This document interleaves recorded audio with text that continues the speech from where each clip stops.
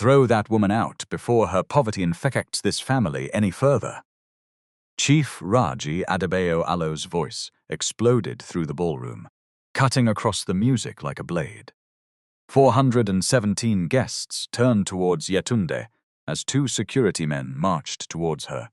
Behind her, the giant LED screen displayed bank transfers, secret photographs, and a voice recording that made it sound as though she had married billionaire Lanre Adebayo, only to blackmail his company. Raji pointed at her with a trembling finger. "This is not a wife. This is a carefully dressed parasite from Ajigunle. She entered our family with borrowed grammar, hidden relatives, and a plan to drag our name into the gutter." A few guests gasped. Others lifted their phones. Yetunde stood alone beneath the white ballroom lights. Her fingers locked around a worn hospital card belonging to the mother she had hidden for 9 years. One guard reached for her arm. "Do not touch my wife." Lanre Alo's voice was quiet, but the entire hall froze. He rose from the head table, removed his gold CEO badge and placed it beside his untouched champagne. Raji laughed. "Sit down. You do not know the kind of woman you married." Lanre stared at the screen. "No, uncle, I know exactly what she hid." Yetunde Alo's breath stopped. Then Lanre turned towards the control booth. "Now play the original recording. Not the version your office edited." A glass slipped from somebody Alo's hand and shattered. The ballroom doors opened. Barrister Temikoka entered with an independent auditor, and 3 workers whose names had been erased from the company, Alo's records 13 years earlier. Before this night ends, one marriage will face the truth, one powerful family will lose control of its secrets, and a dead laborer will finally get his name back. Do not miss what happens next. Subscribe now, and tell us in the comments which city or country you are watching from, and the exact local time where you are. 6 weeks earlier, on Thursday, May 7, 2026, Lanre Adebayo found the card inside the left pocket of his wife, Alo's cream jacket. He had not been searching for secrets. He had been looking for the key to the wine cabinet, because an investor from Abuja was coming for dinner, and Yetunde had moved the key after complaining that Lanre Alo's cousins treated their house like a hotel. The jacket hung behind 3 evening dresses in a cedar-lined wardrobe so large that the room had its own air conditioning vent. The card dropped when he shifted the jacket. It was plain white, with no company logo and no polished design. A name had been printed in black ink, Kehinde Ajayi. Beneath it were the words Workers Alo Claims Support Desk, followed by an address in Ajigunle and a handwritten file number. File 411713. On the back someone had written, Thursday 3:40 p.m. Bring original clinic card. Do not tell L. Lanre read it twice, then a third time. The first feeling was not jealousy. It was a small, unpleasant tightening beneath his ribs, the kind of warning the body gives before the mind has found the correct word. His wife had never mentioned any Kehinde Ajayi. She had never spoken of a workers' Alo claims office. She had certainly never explained why someone was telling her not to tell a person whose name began with L. There was only one L in her life who mattered enough to hide things from: him. Lanre slipped the card into the pocket of his navy trousers and walked downstairs. Yetunde was in the breakfast room, standing beside the long glass windows that faced their garden. Morning light rested on her shoulder. She wore a soft blue blouse and black trousers, simple clothes that still looked expensive because she carried herself with the quiet care of someone who never allowed a crease to remain where it did not belong. She was 37, beautiful without trying too hard, and married to Tim for 9 years and 7 months. At least, that was what the official story said. "Good morning," she said. "You are squeezing your face. Hope no problem." Lanre placed the card beside her cup of tea. Her spoon stopped halfway to her mouth. The silence changed. Not ordinary surprise, not confusion. Something in Yetunde's face closed like a door slammed by wind. Her fingers tightened around the spoon, and the tiny silver handle knocked against the cup. Once, twice. "Where did you get this?" she asked. "In your jacket." "You were inside my wardrobe. I was looking for the wine cabinet key. You could have called me." "I could have. You could also answer my question." She placed the spoon down carefully. "What question?" "Who is Kehinde Ajayi?" Yetunde looked towards the doorway, though no one was there. Their housekeeper had gone to the market. The gardener was outside near the back fence. It was just the two of them in a room designed for 12 people. "Kehinde helps with a literacy project," she said. Lanre did not sit. "A literacy project called Workers' ELO Claims Support Desk. It is not the name of the project. That is where his office is." "What kind of literacy project?" "For adults." "Where?" "Ajagunle." "You have never told me you work in Ajagunle." "I do not work there. I only visit sometimes." "Sometimes" means how often? Yetunde lifted her cup, but her hand was not steady enough. Tea touched the rim and ran down the porcelain. "Lan, must every small thing become an interview? This is not a small thing. It is a card. It is a card that says, 'Do not tell L.'" Her eyes returned to the words on the back. For 1 second, fear stripped away all the control in her face. Then it disappeared. "L is not you," she said. "Who is L?" "One of the coordinators." "Name?" "Lola." "What is her surname?" Yetunde rubbed her thumb against the side of the cup. "I cannot remember." "You are hiding an appointment from a woman whose surname you cannot remember. Why are you talking as if I committed a crime?" "I am talking as a husband who found a secret instruction in his wife, Alo's pocket." She pushed a chair back. "I have explained." "No." "You have arranged words around the question."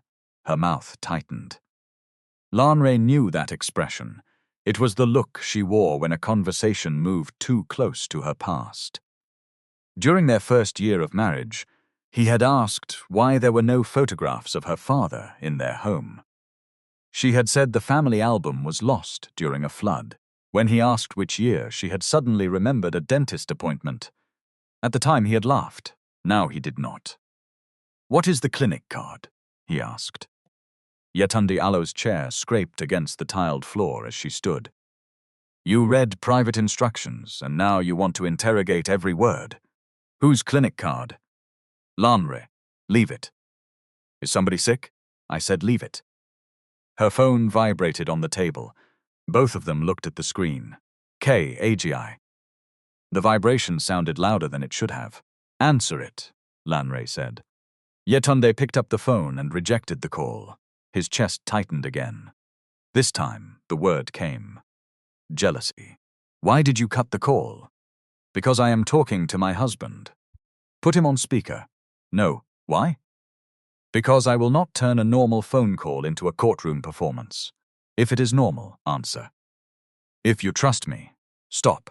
If you trust me, tell me who he is." The phone vibrated again. A message appeared before Yetunde turned the screen away. "Mama Ilo's access may stop if we do not pay before Friday." Lanre saw only that much. "Mama?" he asked. "Whose mother?" Yetunde locked the phone. "You saw nothing." "I saw enough." "No.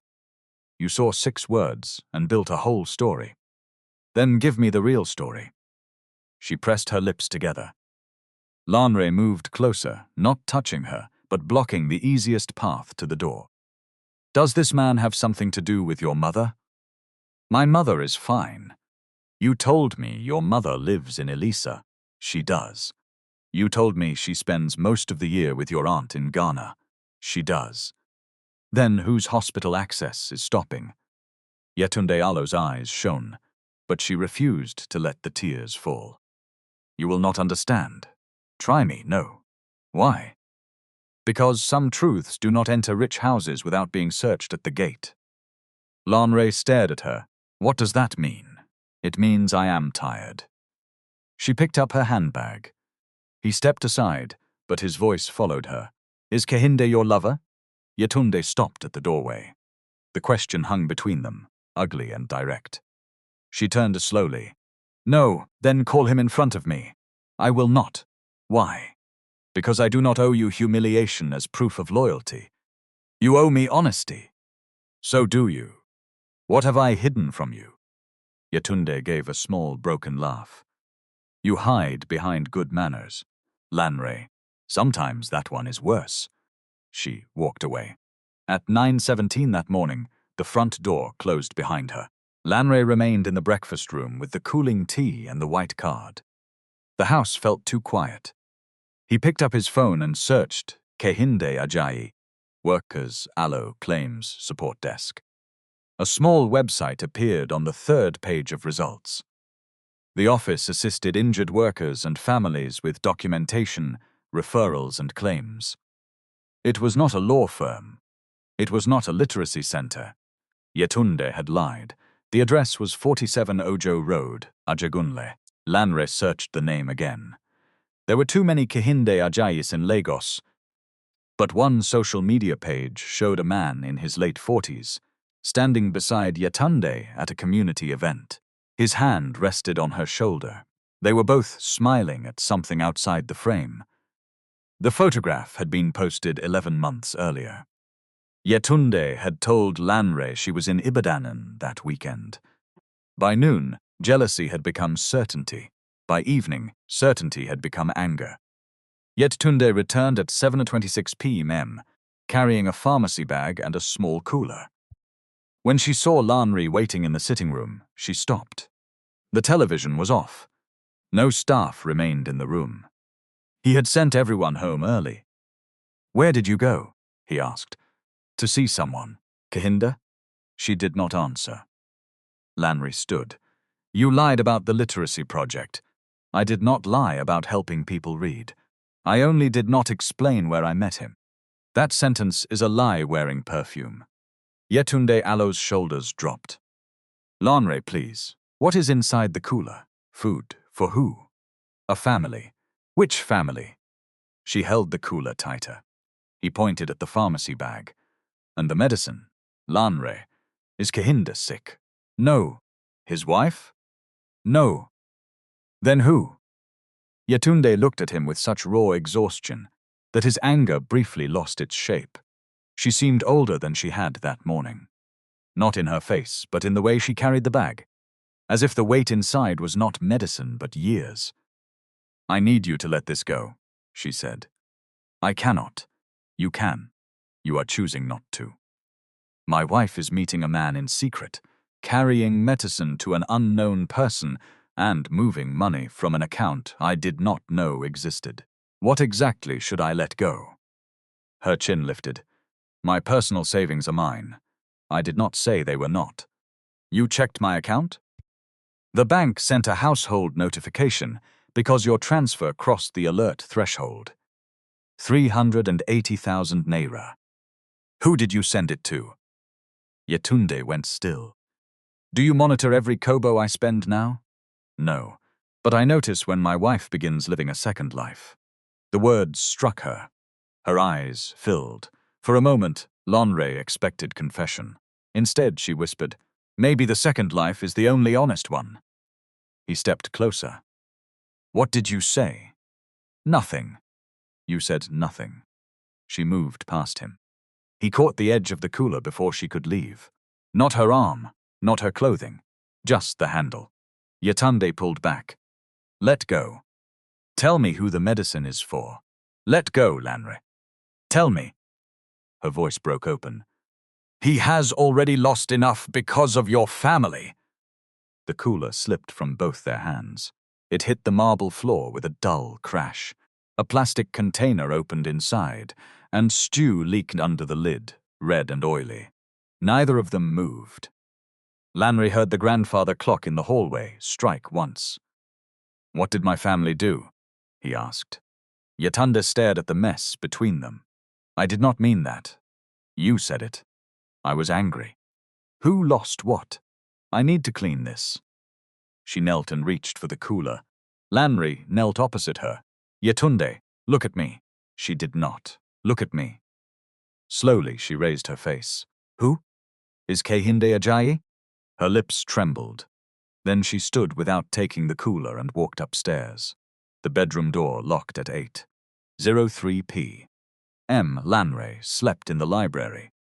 For the next 8 days, their marriage became a house with all the lights on, and nobody speaking inside it. Yetunde left most afternoons between 2:20 and 3:10. She returned with no shopping bags, no salon smell, and no explanation that survived 2 questions. On Tuesday, she said she was attending a book donation meeting in Surulere. Lanre called the foundation chairman, pretending to confirm a delivery. There was no meeting. On Thursday, she said she was meeting an old school friend called Lola. Lanre asked which school. She said the friend had moved between schools. When he asked for her surname, Yetunde told him she was not applying for a visa. On Saturday, she left with the pharmacy cooler again. At 4:11 p.m., Lanre saw her car parked outside a dialysis center in Apapa. He did not enter. He sat across the road in his black Range Rover, watching patients come through the gate. Some walked slowly with relatives holding their elbows. One man sat in a wheelchair beneath a torn umbrella, while rainwater gathered around the tires. Yetunde emerged at 5:37 beside a thin, older woman wearing a purple headscarf. The woman leaned heavily on her. Kehinde walked behind them, carrying a folder. Yetunde kissed the woman Alo's forehead before helping her into a faded Honda. Lanre Alo's anger shifted, but it did not disappear. If the woman was her mother, then Yetunde had lied about more than a man. She had hidden a sick parent, a neighborhood, a family, and perhaps her entire beginning.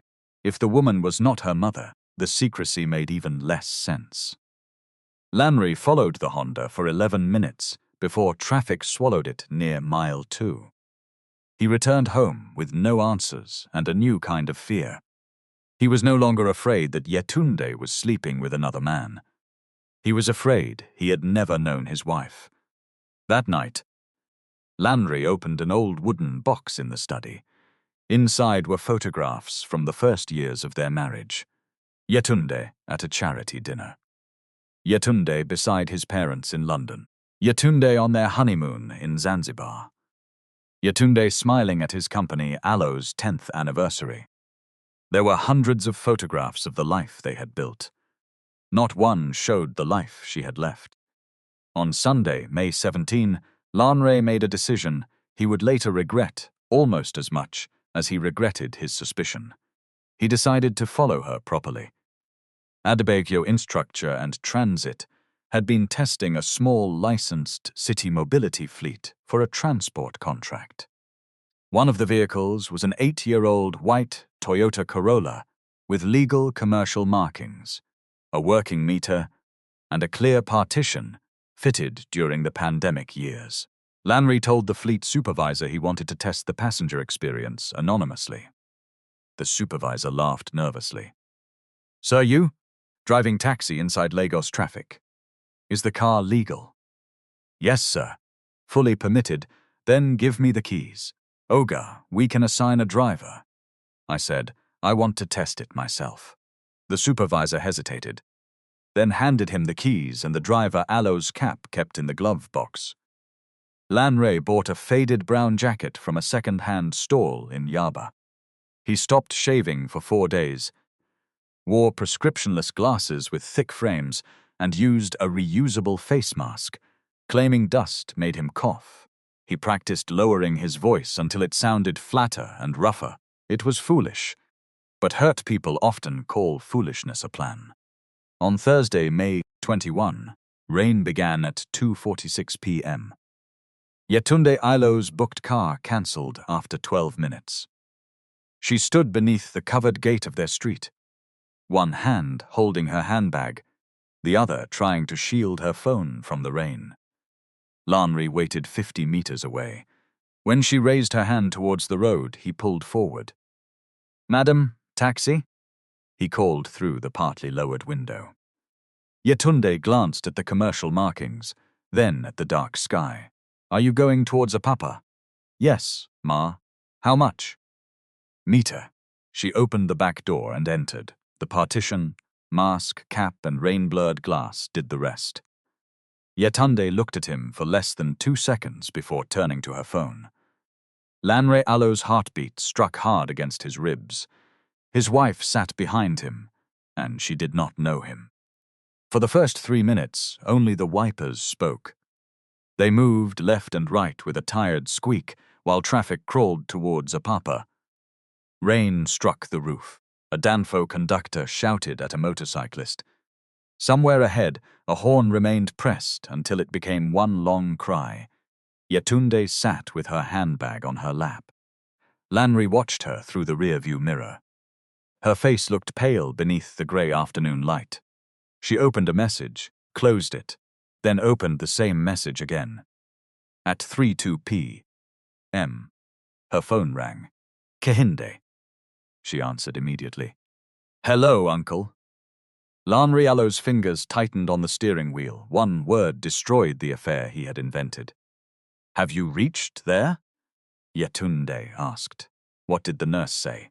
She listened. No, do not let Mama leave. Tell her I am bringing the clinic card. The original one is with me. Another pause. I know the access payment is overdue. I transferred 380,000 last week. How can they say they did not receive it? Her voice rose, then dropped when she remembered the driver in front. Yes, check the receipt again. I sent it to the Center Alo's account, not to anybody Alo's personal account. Lanre swallowed. The money had gone to treatment. Not a lover, not blackmail, treatment. Yetunde turned towards the rain-streaked window. Ooh, what about the file? The answer made her sit straighter. Which warehouse? She listened, then covered her mouth with one hand. They want to destroy the old records? Lanre Alo's eyes lifted to the mirror. No, Uncle Kehinde, we cannot wait. File 4173 is inside that archive. Papa Ilo's first incident report is there.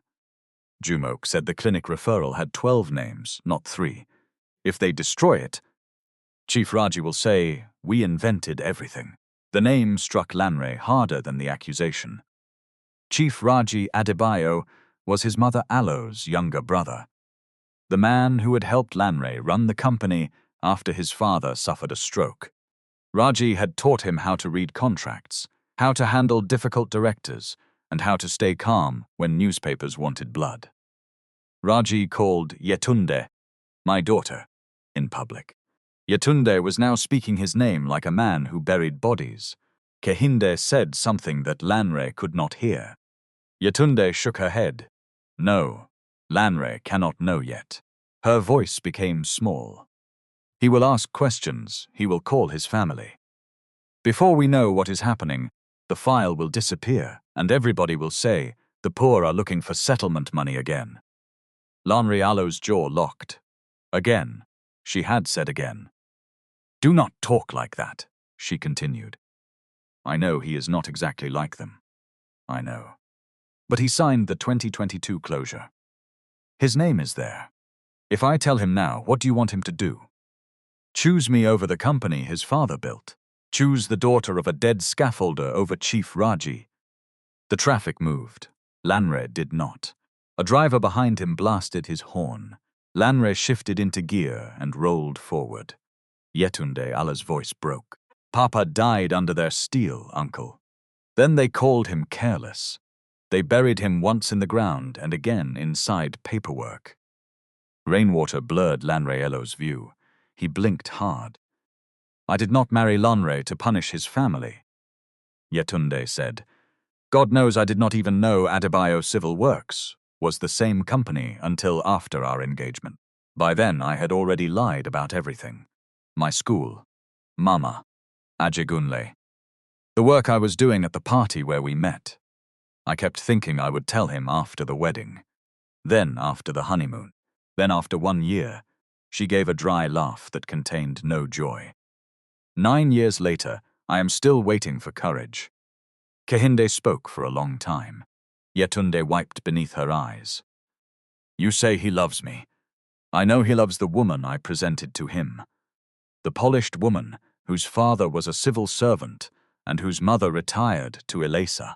Does he love the girl who sold Akara before school? Does he love the daughter of a man his company blamed after death?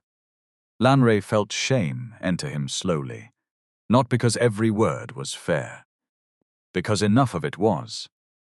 He remembered the night they met at the Civic Center in 2015. Yetunde had been carrying a silver tray when a guest asked her to bring another glass of champagne. Lanre had thought she was helping because she knew the caterer. She later told him she had attended with a university friend. That same night, one of Lanreo's cousins had complained about traffic coming from Ajagunle. These people bring their whole suffering onto the road, the cousin had said. Lanre had laughed. Not loudly, not cruelly, but he had laughed. Maybe Yetunde heard him. Maybe that laugh cost them 9 years of truth. Listen to me. Yetunde said into the phone. Do not threaten anybody. Do not post the documents online. Barrister Temi said, if we expose patients' allo records or names without consent, we will harm the same people we are trying to help. She paused. Yes, I brought Mama Allo's original clinic card. I also brought Papa Allo's wage slip and the photograph of his safety harness. But I will not give the originals to anybody. We will scan them, sign the copy register, and keep the originals with Mama. Lanre heard the precision in her voice. This was not a desperate woman waving accusations. She had been learning. She had been preparing. Tell Mama I am coming, Yetunde said, and tell her she must not skip dialysis because she is angry with me. She can insult me after treatment. Her voice softened. I know she does not want Lanre Allo's money. I have not asked him. The money is mine. Then she added, no, uncle, do not call him. If he finds out now, he will try to solve everything before asking what we want. That is how rich people help. They arrive with decisions already made. Lanre looked away from the mirror. The words found him too easily. At 3:31 p.m., Yetunde ended the call. The taxi continued through wet streets lined with mechanic shops, food stalls and buildings whose paint had surrendered to years of sun and rain.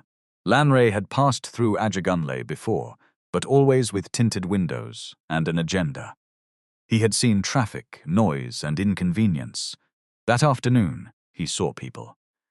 A woman covered roasted corn with plastic while holding a baby against her back. 2 apprentices pushed a stalled minibus through water above their ankles. A man in a security uniform shared an umbrella with an elderly stranger while his own shoulder became soaked. No one looked like a lesson. They were simply living. Driver, turn left after the pharmacy, Yetunde said. Lanre nodded without speaking. They stopped outside a low-cream building with a blue sign, Mainland Renal Support Center. The meter showed 8,650. Yetunde paid 10,000. Keep the change, she said. Lanre almost laughed at the absurdity of his wife tipping him with money from their household. Instead, he lowered his voice. Thank you, Ma. She opened the door, then paused. Driver. His blood turned cold. Yes, Ma. You look familiar. The rain seemed to stop listening. Lanre adjusted the mask. Maybe I have carried you before. Yetunde studied his eyes through the gap above the mask. Then a nurse called from the doorway. Madam Yetunde, please come. Mama is refusing again. Yetunde looked away. She hurried inside. Lanre remained behind the wheel for 4 full minutes before he remembered to breathe. He parked 2 streets away, removed the commercial cap, and followed on foot. He did not enter the treatment center. The phone conversation had given him more than he deserved. Still, he needed to know whether the company name, the file number, and his uncle were truly connected. He waited beneath the awning of a closed electronics shop. At 5:06 p.m., Yetunde emerged with the older woman Lanre had seen days earlier.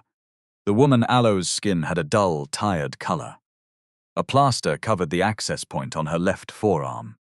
Yetunde wrapped a shawl around her shoulders while Kehinde argued with the driver about the fare. "Mama, lean on me," Yetunde said. "I can walk," the woman replied. "You nearly fell this morning." "I can walk. Do not carry me on your head because you have guilt." Yetunde flinched. The woman saw it and sighed. "My daughter, I did not say I do not love you.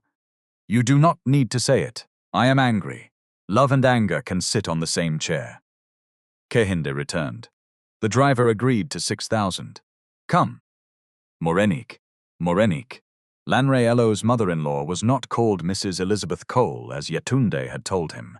She was Morenik Ajayi, a dialysis patient living somewhere near Ajagunle. The lie had a face now.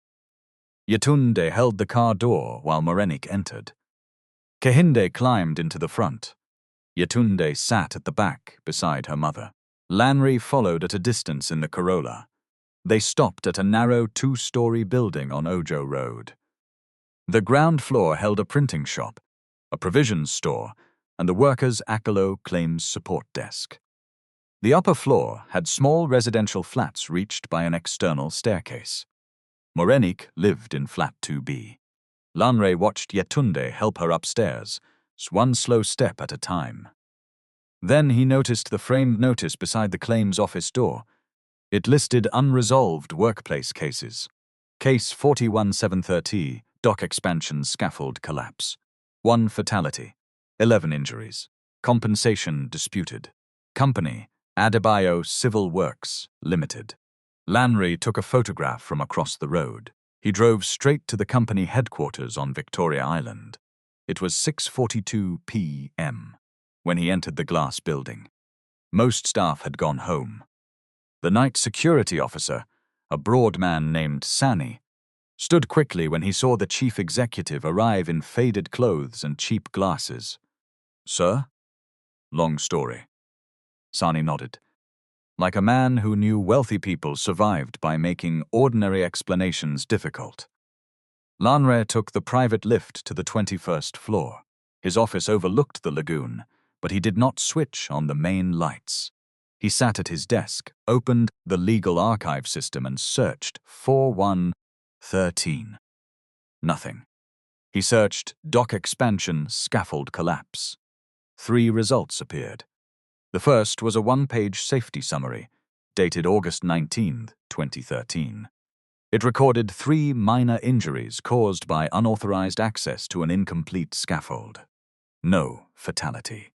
The second was a compensation closeout statement signed by Chief Raji Adebayo.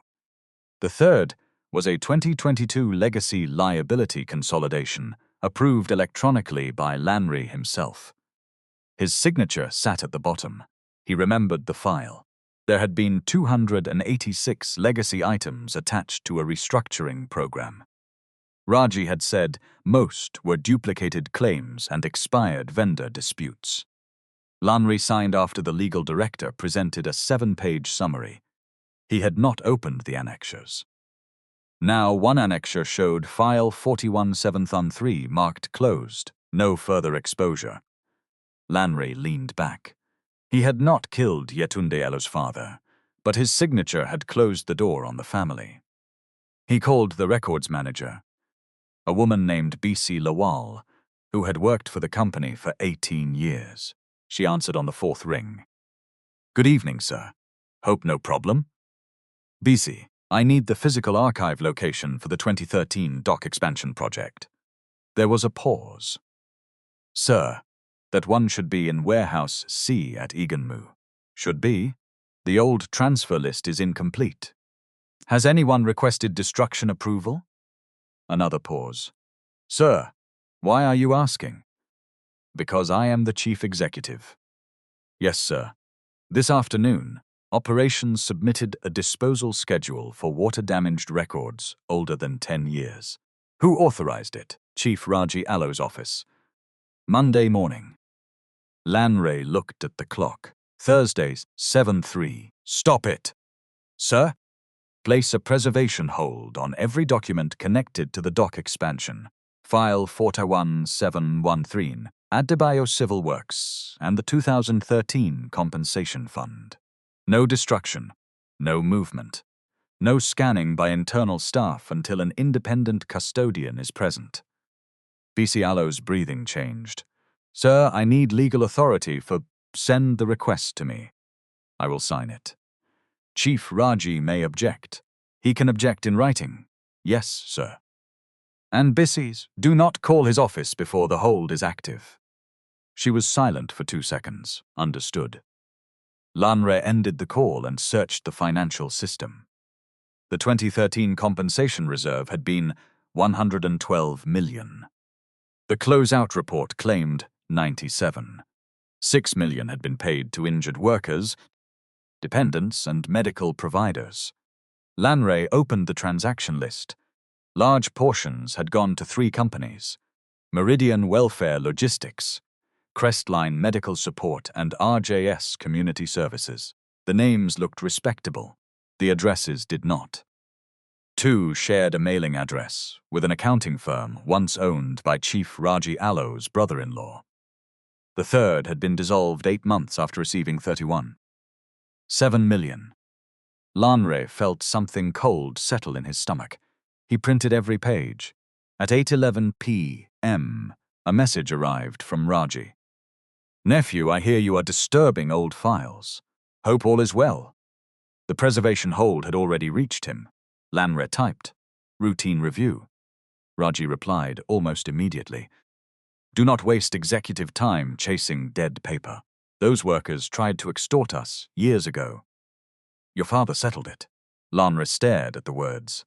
His father had been in intensive care during part of 2013 after a stroke. Raji ran daily operations. Lanray typed, I will review it myself. 3 dots appeared, disappeared, then appeared again. Be careful. Poor people can smell guilt the way dogs smell meat. Lanray Allo's thumb hovered above the screen. He remembered Yetunde Allo's fear. He remembered his own laugh at the civic center. He did not answer. The next morning, he returned the taxi car and asked the fleet supervisor to remove his trip from the internal test log visible to ordinary staff. He did not delete the legal vehicle record.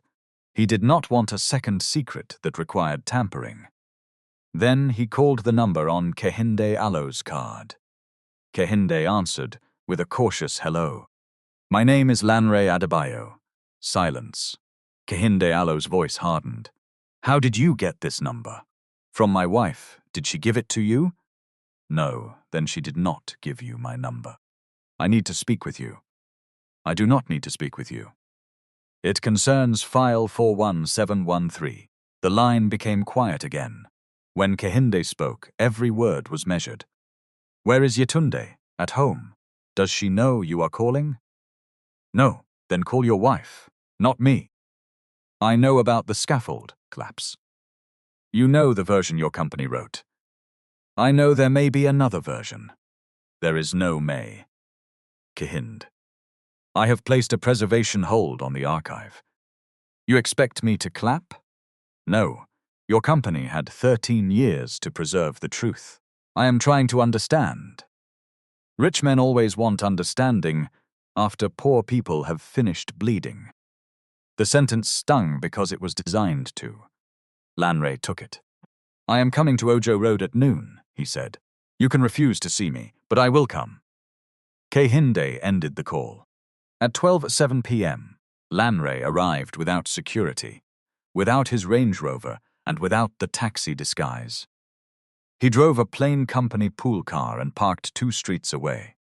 The Workers' Allo's Claims Support Desk occupied 1 room with 4 plastic chairs, 2 metal filing cabinets, and a printer that made a grinding sound after every page. Posters on the wall explained how injured workers could request medical records, record witness details, and avoid signing documents they did not understand. Kehindes stood behind the desk. He was taller than Lanray expected, with grey at his temples and a face that looked kind until it looked at Lanre. "You have 5 minutes," Kehinde said. "I need to meet Morenaik." "No. I am her son-in-law." "You have been her son-in-law for 9 years without knowing her name." The words landed cleanly. Lanre looked towards the staircase outside. "Is she upstairs?" "That is not your business until she says so." "I want to help with her treatment." Kehinde laughed once. "There, your wife knows you well. What does that mean? You came with money before permission." "I came because she is sick. She has been sick for 3 years." "I did not know." "Ask yourself why." Lanre pressed both hands against the back of a plastic chair. "I am asking." "No. You are solving." "I preserved the records." "Good. That is your duty, not a favor." "I am reviewing the transactions." "Also your duty." "I am standing in this office while you insult me because I need the truth." Kehinde Alo's face changed slightly. "You think this is insult?" "Insult is a company officer telling a widow that her dead husband caused a collapse because he could not read safety signs. Insult is giving her 145,000 for burial and asking her to sign that she has no further claim. Insult is printing 3 injuries when 12 people entered the clinic." His voice remained low. "That made it worse."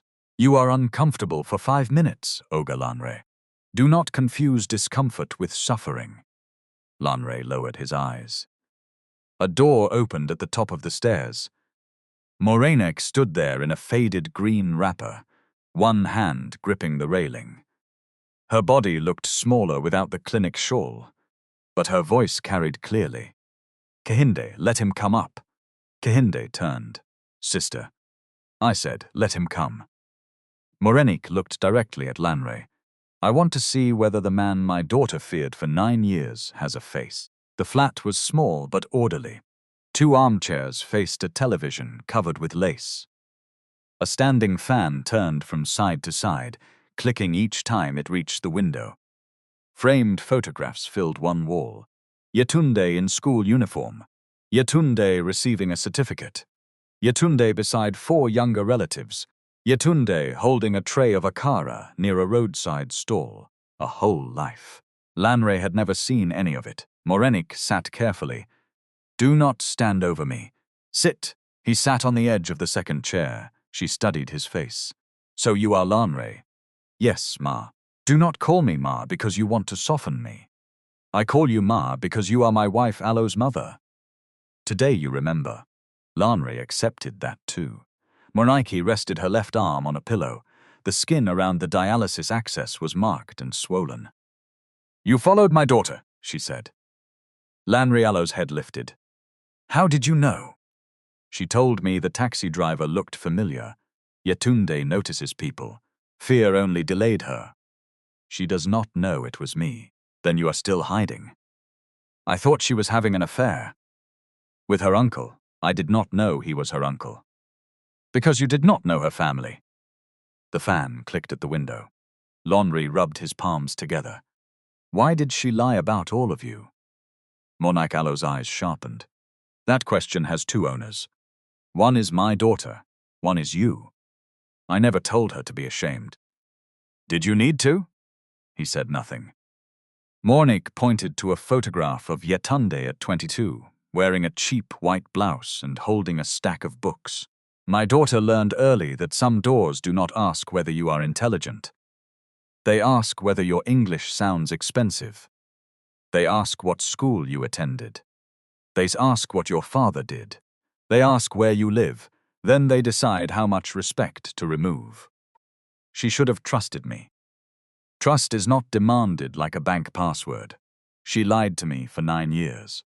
Yes. Morenaik did not defend it. The honesty surprised him.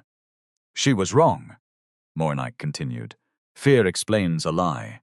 It does not wash it clean. My daughter denied you the chance to choose her with open eyes. She also denied us the right to exist in her married life. I have told her this until my mouth became tired." Lanre leaned forward. Then why did you help her continue? I did not. You accepted her money in secret. I accepted my daughter Alo's money for treatment after refusing it for 8 months. I did not ask her to hide me. Kehinde kept the secret. Kehinde protected her because he believed fear would pass. It did not. Lanre looked at the photographs again. Who was her father? Morenik Alo's face softened and hardened at the same time. His name was Ganiyu Ajayi. He was a scaffolder. He could calculate load spacing faster than engineers who wore ties. On August 14, 2013, at 10:47 in the morning, a suspended platform failed at the dock expansion site. She paused to control her breathing. Kehinde was working 2 streets away. By the time he arrived, 11 men were injured and my husband was under steel. The company clinic referred 12 people. Later, the report said 3 minor injuries and no death. Lanre Alo's throat tightened. Why would they remove a death? Because 1 death and 11 injuries could stop the project. A delayed project would cost money. My husband, Ilo's life, had become an accounting problem. Did you receive compensation? Morenik laughed without humor. They gave me 145,000 for burial support and another 80,000 through a church welfare account. Then a man brought a form. He said it only confirmed receipt. I could read, but the legal language was heavy. I signed. What did it say? That Ganiyu entered an incomplete area without permission, ignored safety instructions, and that the family accepted full settlement. Was that true? My husband Alo's supervisor sent him there. Do you have proof? An old text message, wage slips, a photograph of his harness with a torn anchor strap, the clinic card, 2 witnesses who are still alive, 1 nurse who copied the referral sheet because the injury count changed before her eyes. Jumok, Morenik nodded. Lanre exhaled slowly. I signed the 2022 closure. I know. I did not read the full annexure. I also signed a paper I did not understand. Her gaze did not leave him. See how a pen can wound from both sides of a table? Lanre lowered his head. I am sorry. Sorry for which one? For not knowing.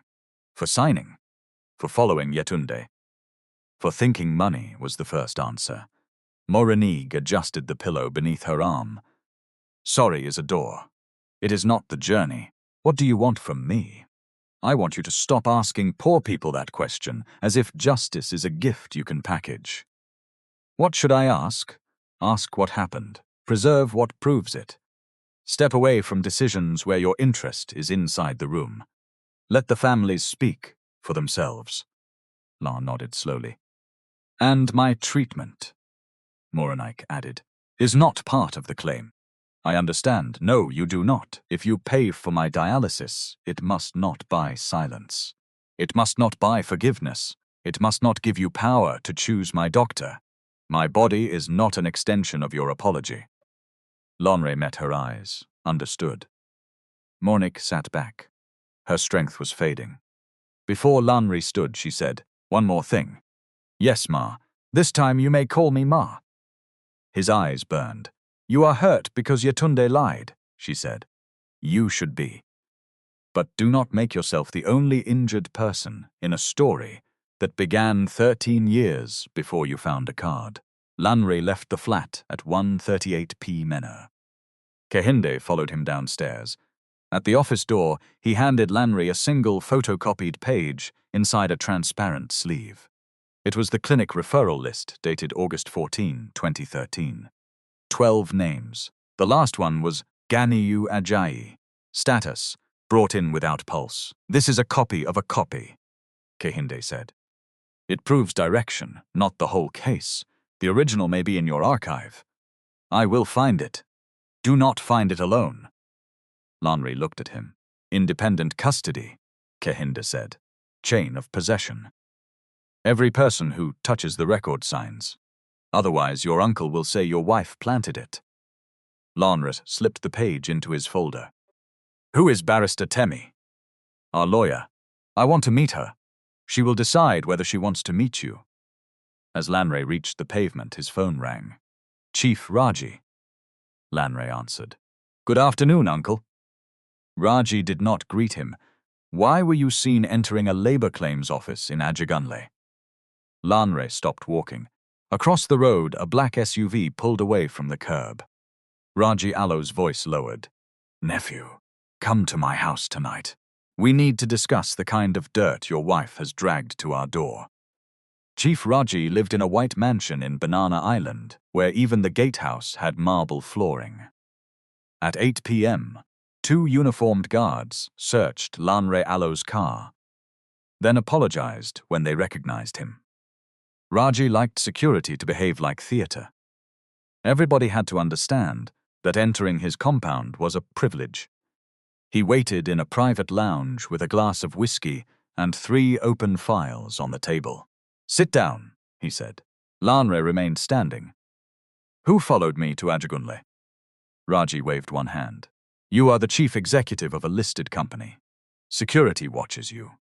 Company security does not report my family visits to you. Family? Raji laughed. So the roadside claims collector is now family? Kahinda is Yetunde Allo's uncle. Raji Allo's eyebrows rose. Ah. The expensive wife finally opened one cupboard. Choose your words carefully. I chose them 13 years ago. Raji sipped his drink. Your wife is not from Ilesa. Her father was not a civil servant. Her mother is not retired in Ghana. She is from Ajagunle, Lanre, proper gutter-side Ajagunle. The kind of place where people count coins before entering a bus. Lanre Allo's face hardened. You knew? Of course I knew. I investigate anyone who enters this family. And you said nothing. I was protecting you. By allowing me to marry someone under a false history. Raji shrugged. You were in love. Young men do not listen when blood is hot. I assumed she wanted comfort, not trouble. You knew her father died on our site. Our former company, Allo's site. Do not hide behind restructuring. Raji put down the glass. Mind how you speak to me. Did Ganiyu Ajayi die in that collapse? Yes. The answer came too easily. Lanre stared at him. The report says no fatality. The report says what the ministry accepted. That was not my question. Raji leaned forward. 1 worker died after entering an unsafe zone. 11 others claimed injuries because they saw an opportunity. We settled the matter. With 145,000 for a widow, that was burial support. Where did the compensation reserve go? Raji Allo's eyes changed, only slightly, but Lanre saw it. You have been reading transactions without context, Raji said. Give me the context. Medical providers. Community leaders. Labor intermediaries. You know how these things work. Meridian Welfare Logistics shared an address with Uncle Folarin Allo's accounting firm. Raji Allo's mouth flattened. Are you investigating your own family because your wife cried? I am reviewing company records because they do not match. They do not need to match the memory of poor people who discovered paperwork after 13 years. There are 12 names on a clinic referral. A photocopy. There may be an original in the archive. Then let the archive team do its work. You ordered the archive destroyed on Monday. Raji Allo's fingers stopped around his glass. For 3 seconds, neither man spoke. Then Raji smiled. Water-damaged paper is not evidence. It is mold. Why now? Routine disposal. The routine request came 2 days after Yetunde Allo's lawyer asked about File 41 7th Werni. Lawyer? The surprise was genuine. Lanre regretted the word immediately. Raji rose. Listen to me. That woman has deceived you for 9 years. Now she is using pillow talk to open company files. She has not told me anything. Then how did you know where to look? Lanre held his gaze. That is my concern. Raji walked around the table. You are allowing shame to confuse you. She came from nothing. She polished her accent, wore another person Allo's life, and entered our family. Now her people want money. Her father died. People die every day. The room went still. Lan looked at the man who had attended his graduation, sat beside him at his father Alo's hospital bed, and called him son. Raji did not look ashamed. "Say that again," Lanre whispered. "Do not be dramatic. I am telling you how business survives. Projects have deadlines, banks have conditions. One incident can freeze thousands of jobs. So you reduced 12 casualties to 3. I protected the company. Did you steal from the compensation fund?" Raji slapped the table. "Enough!" The whiskey glass jumped. "You will not enter my house dressed in your wife, Alo's lies, and accuse me like a market thief. Then provide the records. I owe you no performance. You owe the company an explanation. I built that company beside your father while you were chasing girls in London, and now I run it. Because I allowed you to." The words came out before Raji could stop them. Lanre nodded once. "Thank you. Now I know what you think." He turned towards the door. Raji called after him. "If you reopen that file, every newspaper will say your wife married you to extort the company. Investors will run. Your father, Alo's name, will be dragged through mud." Lanre stopped but did not turn. What if the mud is already ours? He left. That night, fear pushed Lanre into the exact mistake Yetunde had predicted. He called Dr. Sola Banjo, a renal specialist, at a private hospital in Victoria Island. He explained Moranique Alo's dialysis schedule without giving her full records. He asked for an appointment, a transport plan, and an estimate for a complete review. Then he's transferred 7 million into a patient support account through the hospital Alo's social work unit. He told himself he was protecting her. He did not ask. The next morning, Dr. Banjo Alo's office called Moranique to confirm the appointment. Moranique called Yetunde. Yetunde called Lanre. "Did you arrange a doctor for my mother?" Her voice was so calm that Lanre knew danger had arrived. "I arranged an assessment." "Who asked you?" "She needs consistent treatment." "Who asked you?" "No one. I wanted to help." "You met her?" Lanre closed his office door. "Yes." "When?" "Yesterday." "You followed me, then went behind me to meet my mother." I needed to understand. "How did you follow me?" He said nothing. Yetunde Alo's breathing changed. "The taxi," she whispered. Lanre sat down. "You were the driver." "Yes." A long silence opened on the line. When Yetunde spoke again, her voice was broken in a way he had never heard. "You sat there while I spoke about my mother. You listened to me confess the most shameful parts of my life. And you said nothing. I thought you were cheating. So you disguised yourself. I was desperate, and now you have carried my mother Alo's body to a doctor without her consent." "I did not carry anybody. I booked an assessment." "That is not the point." Her shout cracked through the phone. Lanre pulled it away from his ear. "You found the truth I was afraid to give you," Yetunde said. "Then you took control of it before asking me. That is not trust, Lanre. That is another disguise." He closed his eyes. "I am sorry. Do not use sorry to end the conversation. I am not trying to end it. Come home. I have a board call at 11, Lanre. Come home now." At 10:24 a.m., he entered their sitting room. Yetunde stood beside the center table with the white card, her father Alo's wage slip, and a photograph of a torn safety harness arranged before her. A suitcase rested near the staircase. "You are leaving?" he asked. "I have not decided." "Then why the suitcase?" "Because I need to know that I can leave before we talk." The sentence humbled him more than anger would have. Lanre removed his jacket and sat opposite her. Yetunde remained standing. "My father Alo's name was Ganiyu Ajayi," she began. "He was a scaffolder. My mother sold akara and rice near the dock. I grew up in one room with 4 younger relatives who moved in and out depending on who could feed whom." Her hands trembled, but her voice did not. "I attended evening classes after working mornings. I did not go to Atlantic College. I did not study in Canada for 1 year. I completed a diploma through a scholarship and later finished my degree part-time. When I met you, I was not a guest at the Civic Center. I was serving drinks. Lanre looked at the floor. I lied on our first date. She continued. You asked what my father did. I remembered your cousin saying, people from Ajagunle carried suffering on the road. I remembered you laughing. So I said my father was a retired civil servant. Lanrialo's throat tightened. I remember. Do you remember laughing? Yes. I went home that night and hated myself for wanting you, I planned. To correct the lie.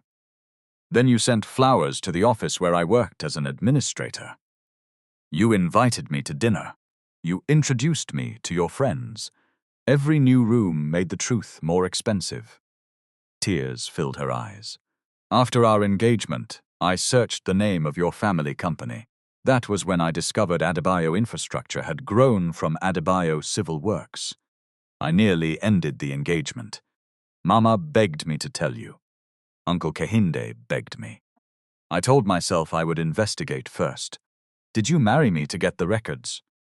The question hurt her. No. Did you ever use me to access them? No. I did not even know the file number until last year. Then why remain silent after you knew? Because by then I had lied too much. If I told you my father died on your family house site, how would it sound? Like I trapped you. Like I waited 9 years to collect money. You should have trusted me. Yes, the answer came without defense. Yetunde sat across from him. I should have trusted you with the truth. Or left when I realized I could not. I had no right to let you make vows to a history I invented. Fear explains what I did. It does not make it fair. Lanre looked up. She had given him the accountability he had not expected. Now it was his turn. I violated your privacy. He said. I followed you. I listened without your consent. I contacted your mother, Alo's doctor, without asking. I told myself I was helping, but I was controlling the order of events because I was afraid of being powerless. Yetunde wiped her face. You were also angry. Yes, you thought I was sleeping with my uncle. I did not know he was your uncle. That sentence sounds foolish every time you say it. It does. For the first time that morning, the corner of her mouth moved, but no smile arrived. Lanre leaned forward. I found the 2022 closure. My signature is there. I know. I did not read the annexure. That does not remove your signature. I know. I need you to understand something. The families do not want you to announce compensation before an independent review. We do not want your company to call money charity. We do not want photographs of you shaking hands with widows. We want the records opened. Agreed. We want worker representatives involved. Agreed. We want medical choices separated from legal claims. Agreed. And I do not know whether I can stay married to you. Lanre stopped breathing for a moment. Yetunde looked at the suitcase. I love you, he said. I love you too. Love is not the only thing damaged. The honesty cut both ways. They spent 4 hours establishing rules on paper because spoken promises had become too slippery. Neither would monitor the other Alo's phone. Neither would follow the other. Neither would transfer money or sign medical arrangements for Morenik without her written or recorded consent. Yetunde would disclose the secret account and all transfers connected to the case. Lanre would disclose all company documents he had accessed and would not remove originals from company custody. They would meet a marriage counselor. Yetunde would sleep in the guest room until she decided whether to stay in the house. At 3:18 p.m., she finally moved the suitcase upstairs. Not out, but not back into their bedroom. The next week stripped away any hope that private honesty would remain private. On Monday morning, The company Alo's communications director called Lanre before sunrise. Sir, there is a story online. What story? A gossip blog says Mrs. Adebayo has a secret family in Ajegunle and has been transferring company money to a man named Kehinde Ajayi. That is false. There are photographs. Lanre opened the link. The headline read, Billionaire. Al's wife caught with secret. Older man, 380,000 transfer exposed. The article showed Yetunde outside the dialysis center, Yetunde embracing Kehinde and Yetunde carrying a folder into the claims office. It described Kehinde as an alleged lover and suggested Yetunde Alo's Literacy Foundation was a route for laundering money. The transfer had come from her personal account. The article did not mention that. By 8 a.m., the story had spread to 6 blogs and 2 radio programs. Commenters called Yetunde a gold digger, a gutter wife, and a polished fraud. One account posted an old photograph of Moranique selling food and wrote, "So this is the billionaire I's hidden mother-in-law?" Lanre called Raji. "You leaked those photographs." Raji sounded offended. "Do not accuse me because your house is dirty. Only your security team knew I went there. Many people know your wife goes there. The article contains her bank transfer. Then ask your wife who she has been sharing statements with." Lanre Alo's voice became cold. "If I find your hand in this, you will do what, remove me? You need the board. Half the board thinks your wife is blackmailing us already." The line went dead. At 10:40 a.m., Yetunde and Mornike arrived at the renal center for treatment. 3 bloggers waited near the gate. "Madam Yetunde," one shouted, "is Kehinde your lover?" Another pushed a phone close to Moranique Alo's face. "Mama, how much has your daughter collected from the billionaire family?" Moranique recoiled. Yetunde stepped between them. "Move away from the patients." A young man in a red shirt laughed. "See confidence. Ajegunle woman wearing designer shoes. Have you ever earned the price of that bag with honest work?" Yetunde Alo's face went still. He continued, louder for the camera. "You people smell air conditioning and forget your level. You married into money. Now your whole street wants salary." A second blogger turned the camera towards the treatment room window, where 2 patients could be seen, sitting near machines. Yetunde moved in front of the lens. "You may record my face," she said. "You may not record patients behind me without their consent. This is a public story. A hospital is not your content farm. Are you threatening us?" "No. I am telling the security officers to protect the sick people you are exposing." The guard hesitated. The bloggers were loud. Yetunde was famous enough to create trouble. Moranique was growing weak beside her. Then a woman in Nurse Alo's uniform came outside. Her name badge read Jumok Lowell. "If you point that camera at one more patient," she said, "I will document your face, your platform, and the privacy complaint before you leave this gate." The red shirt blogger lowered his phone slightly. Jumok turned to Yetunde. "Bring Mama inside." They entered beneath a storm of insults. Lanre saw the video 23 minutes later. He watched the man call his wife a gutter woman 3 times. He wanted to send security. He wanted to call the police. He wanted to buy the blog, close it, and bury the owner beneath lawsuits. Instead, he called Yetunde. "What do you need?" he asked. She was silent for a moment. Then she said, "Privacy counsel for the center. Not for me, for the patients. I will arrange it. Ask the center first." Lanre closed his eyes. "Yes. And do not post a statement calling the report false until Barrister Temi reviews it. We must not reveal Mama Alo's medical details to prove she is sick." "Yes, Lanre? I am here, thank you for asking." It was not forgiveness, but it was a step. That afternoon, Barrister Temi Coker entered Lanre Alo's office carrying no admiration for his position.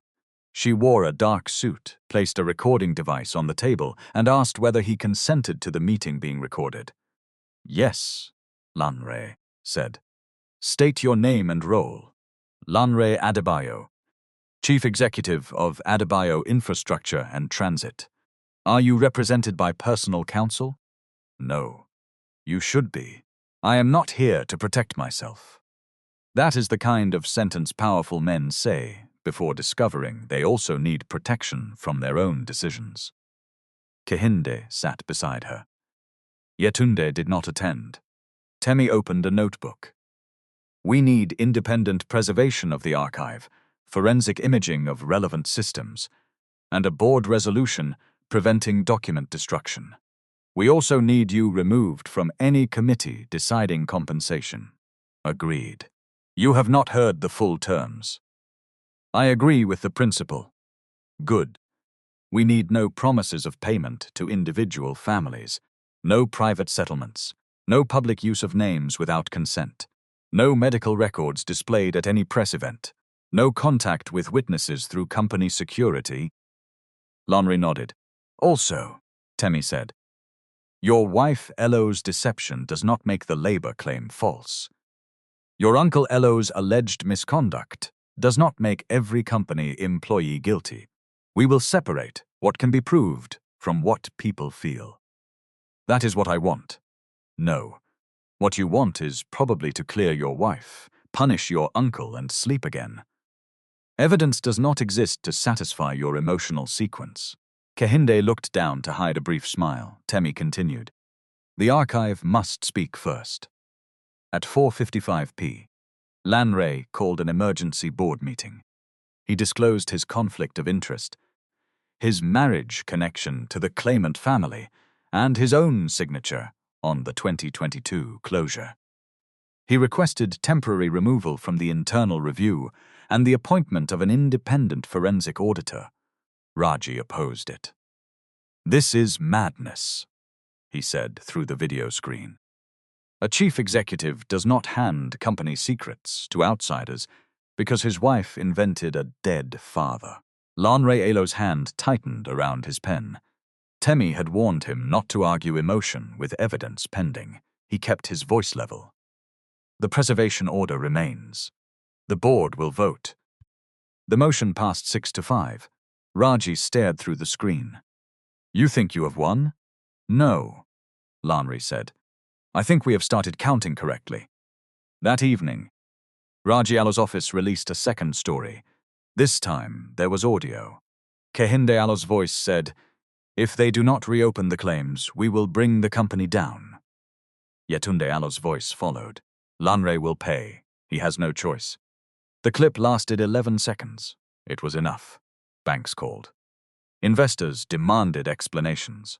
The share price fell by 3% before the market closed. 2 board members who had supported the independent review asked Lanre to place Yetunde Alo's foundation under investigation. Raji called him again. Make a statement, he said.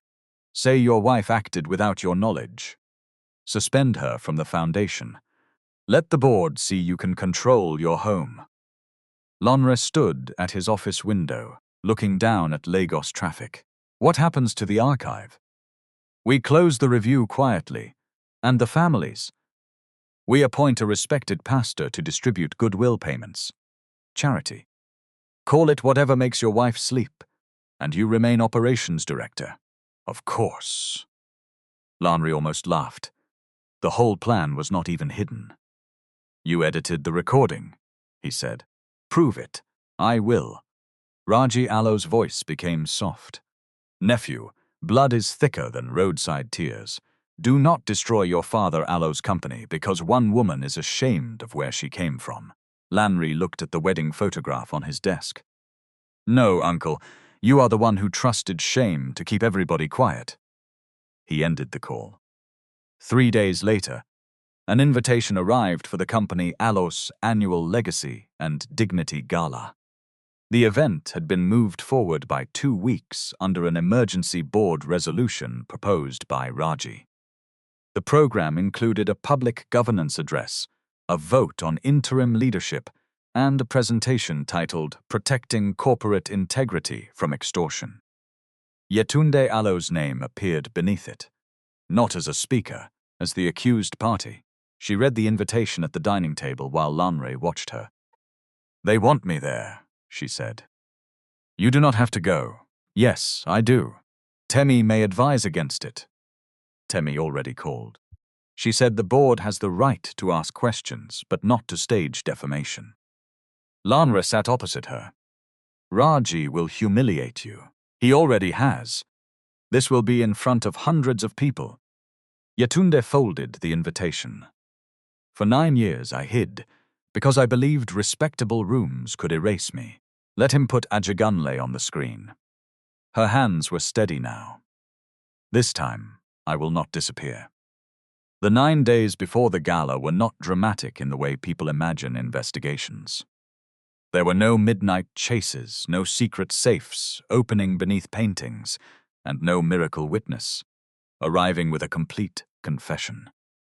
There were tables, there were scanners, there were adults arguing over page numbers, timestamps, and whether a staple mark proved that 2 sheets once belonged together.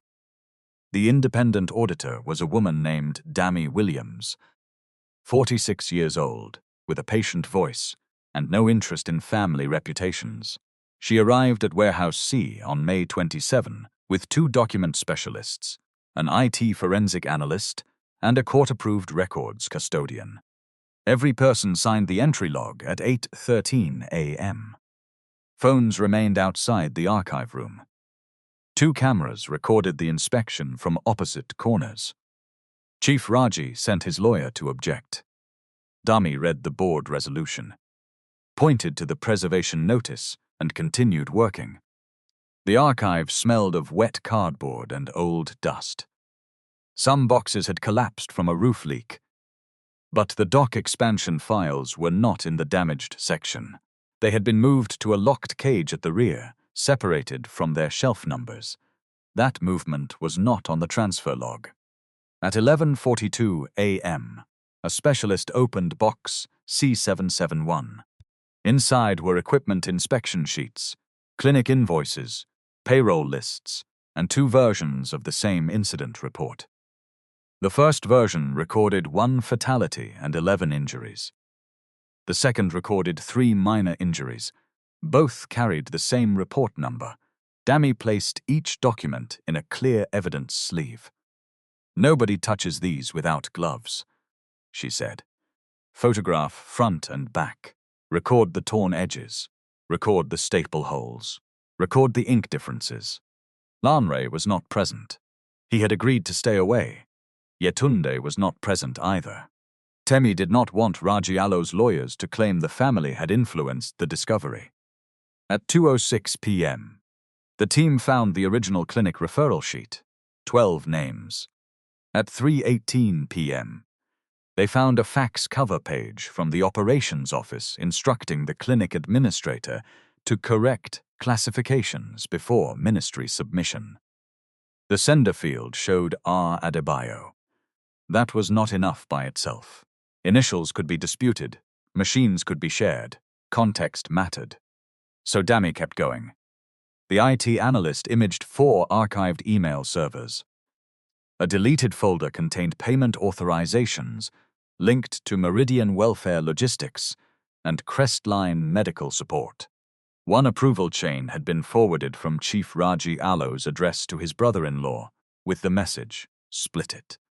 Anything above 10 will draw attention."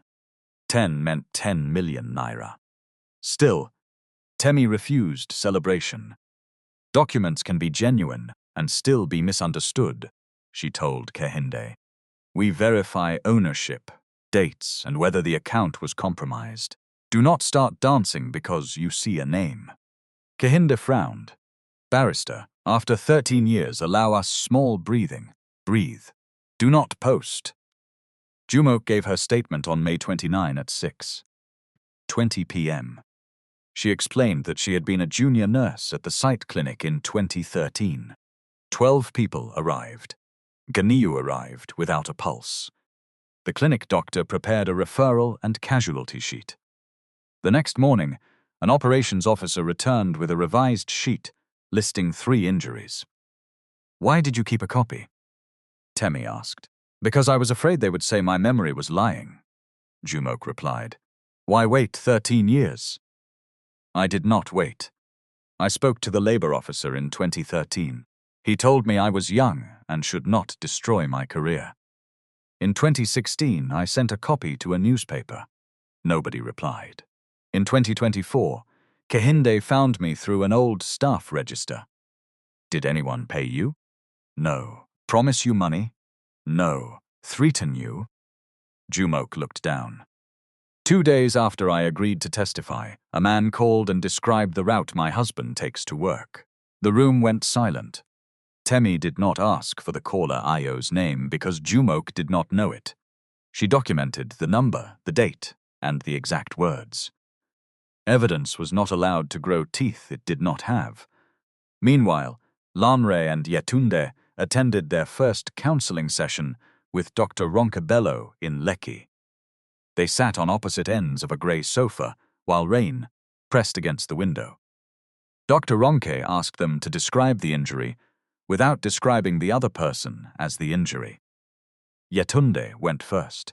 "I lied because I believed the truth would make me unlovable," she said. "Then I became angry that he loved the person I invented." Lanre looked at her. She continued. "That anger was unfair. He did not design the lie. I did." Dr. Ronke turned to Lanre. "I followed her because I believed marriage gave me the right to remove uncertainty," he said. "When I discovered the truth, I acted as if money and access could repair what I had not taken time to understand. What do you need from each other now?" Dr. Ronke asked. "Consistency," Yetunde said. "Truth," Lanre said. "Those are nouns," the counselor replied. "What actions do they require?" They spent 56 minutes answering. Yetunde agreed to stop using silence as escape. If she needed time before answering, she would state when the conversation could resume. Lanre agreed never to describe control as protection.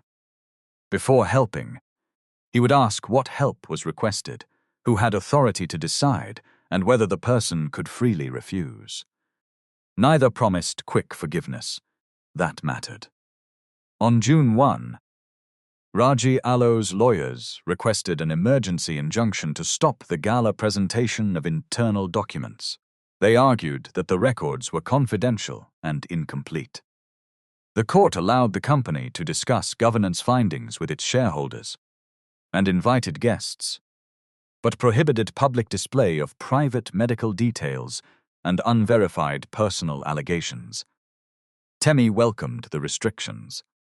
Raji thought they favored him. He was wrong. The gala took place on Friday, June 5, at the Eco Convention Center. 417 guests checked in between 5:30 and 7:10 p.m. The ballroom glittered with crystal lights, white flowers and gold table settings. A live band played soft highlife near the stage. Waiters moved between tables carrying small plates no one would remember. Outside, photographers called the names of directors and celebrities. Yetunde arrived at 7:14 wearing a plain wine-colored dress with no diamonds. She carried Moranic Alo's old clinic card inside a transparent protective sleeve. Lanre walked beside her, but they did not hold hands for the cameras. That was deliberate. She was not entering as an accessory to the chief executive. She was entering as herself. A reporter shouted, "Madam Yetunde, did you marry into the Adebayo family to reopen your father Alo's claim?" Yetunde stopped. Lanre turned towards her, waiting. She answered, "No. I married my husband because I loved him. I hid my history because I was afraid. Those are separate truths, and both will be addressed tonight." Another reporter asked, "Is Kehinde Ajayi your lover?" "My uncle is tired of that question." She walked inside. Chief Raji stood near the stage, greeting guests like a man already crowned. He wore a black agbada embroidered with gold thread. When he saw Yetunde, his smile widened. My daughter, he said loudly. You came. Do not call me your daughter tonight. Several guests turned. Raji leaned closer. You should have remained in the neighborhood that taught you lying. Yetunde held his gaze. And you should have left the records in the order that taught them truth. His smile disappeared. At table 1 sat 11 directors. Lanre Elo's chair was in the center, but he did not sit there. He had asked for a separate seat beside the company secretary because he had recused himself from the investigation. The empty, central chair disturbed people more than a speech would have. At 8:03 p.m., the Master of Ceremonies welcomed everyone to the Legacy and Dignity Gala. He spoke about excellence, heritage, and corporate responsibility. Each word floated above the room like decoration. At 8:41, Raji took the stage. He began with the company Alo's history. He praised Lanre Alo's father. He praised the workers. He praised transparency so many times that Dami Williams looked down at her notes to hide her expression. Then the screen behind him changed. A photograph of Yetunde outside the dialysis center appeared. The room shifted. Raji lowered his voice. Dignity requires courage. Sometimes it requires a family to expose deceit inside its own house. Lanre Aso's shoulders tightened. Yetunde sat still. Raji showed the 380,000 transfer, cropped so the receiving account name was hidden. He showed photographs of Yetunde embracing Kehinde. He showed the claims office. He described her secret account as a financial channel. Then he played the 11-second audio. Kehinde Alo's voice. If they do not reopen the claims, we will bring the company down. Yetunde Alo's voice. Lanre will pay. He has no choice. Murmurs spread across the ballroom. A woman at the next table whispered, God forbid. After all the family gave her. Raji raised one hand for silence. For 9 years, this woman enjoyed our name, our homes and our protection while hiding a roadside family and building a case against the company. She did not come with honesty. She came with hunger. Yetunde Alo's fingers tightened around the clinic card. Raji pointed at her. This is not a wife. This is a carefully dressed parasite from Ajagunle. She entered our family with borrowed grammar, hidden relatives, and a plan to drag our name into the gutter. Phones rose. Guests leaned forward. Raji Alo's confidence grew. You see silk and you think class. But remove the borrowed accent and what remains? A food seller, Alo's daughter, who saw one wealthy man and decided her entire street must eat from his pocket. Lanre stood. Enough. Raji ignored him. He turned towards the security supervisor. Escort her out before her poverty infects this family any further. 2 security men approached. Yetunde rose by herself. One guard reached for her arm. Do not touch my wife, Lanre said. His voice was quiet, but the entire hall froze. He walked to the head table, removed his gold CEO badge, and placed it beside his untouched champagne. Raji laughed. Lanre, sit down. You do not know the kind of woman you married. Lanre stared at the screen. No, uncle, I know exactly what she hid. Yetunde. Alo's breath stopped even though she had heard the planned statement. The moment was still painful. Lanre turned towards the control booth. Now play the original recording, not the version your office edited. A glass slipped from somebody Alo's hand and shattered. The ballroom doors opened. Barrister Temi Coker entered with Dami Williams, Jumok Lawal, and 3 former dock workers whose names had been erased from the final report. Behind them came Kehinde, moving slowly beside Morenike in a wheelchair. The room forgot how to whisper. Raji Alo's face changed, only for 1 second. Then he recovered. This event is for invited stakeholders. Temi held up a folder. All 6 are invited witnesses under the Independent Governance Review approved by your board on May 22nd. You cannot turn a gala into a courtroom. We are not in court, Temi replied. That is why you should be grateful the consequences tonight are limited to governance. The chairman of the board, an elderly banker named Mr. Delay Johnson, tapped his microphone. Chief Raji, step aside. The independent auditor will present. Raji remained at the lectern. Chairman, this is a staged attack. Delay looked at the security supervisor. Please clear the lectern. The same guards who had approached Yetunde now stood beside Raji. He stepped away. Slowly, Dami took the stage. She did not raise her voice. She did not call anyone a thief. She began with the scope of the review, the preservation order, and the chain of custody. The first slide showed Warehouse C. Aloe's entry log. The second showed the sealed evidence sleeves.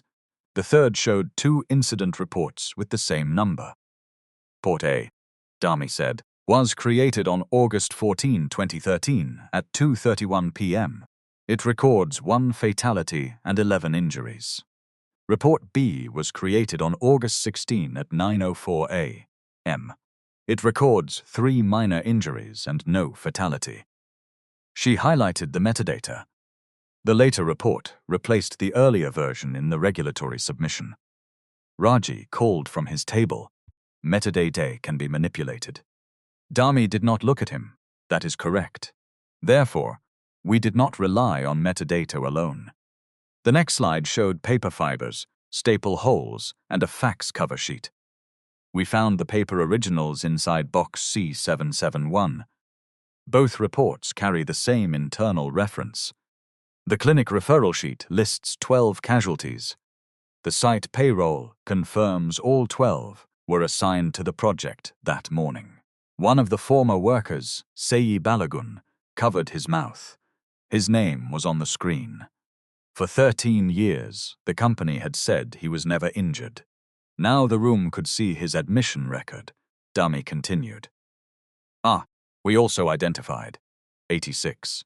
4 million in payments from the compensation reserve to 3 intermediary companies. 2 shared beneficial ownership links with a relative of Chief Raji Adebayo. The third was dissolved after 8 months. Raji stood. Beneficial ownership is not proof of theft. Correct, Dami said. That is why the transactions have been referred for financial investigation. Tonight, we are presenting undisputed governance concerns and authenticated records. Temi walked to the control booth. The audio now, she said. The original recording played. Kehinde Aloe's voice came first. If they do not reopen the claims, we will bring the company down to the meeting table with documents. Not violence, not lies. Records, then Yetunde answered. Lanra will pay attention. He has no choice if the evidence is complete. But we are not asking him to buy silence. We are asking the company to reopen the claims and allow an independent review. The missing words filled the ballroom.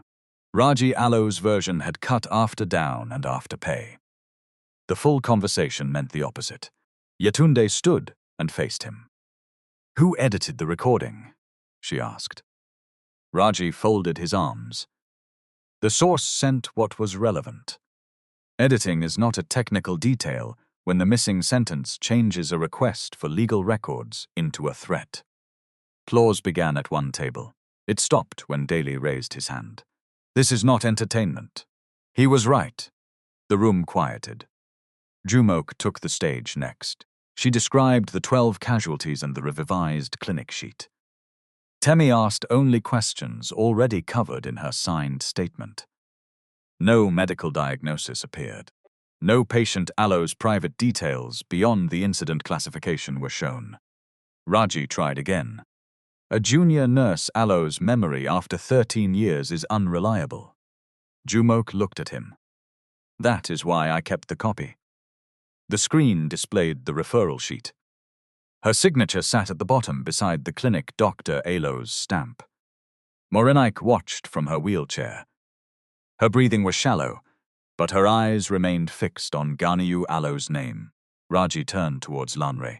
Are you going to allow strangers to destroy your father Aloe's legacy? Lanre walked to the microphone. He looked at Yetunde first. then at Morenike, then at the guests. My wife lied to me about her background for 9 years, he said. That was wrong. I followed her in disguise because I believed she was unfaithful. That was also wrong. A murmur moved through the room. Lanre continued. In 2022, I signed the closure of legacy liabilities without reading the annexure that contained file 41713. I did not create the false report, but my failure of oversight helped keep the door closed. Raji shook his head. Why are you confessing private weakness in front of shareholders? Because leadership that only accepts praise is decoration. Lanre removed a folded paper from his pocket. I have temporarily stepped aside from executive authority relating to this investigation. I will not sit on any compensation committee.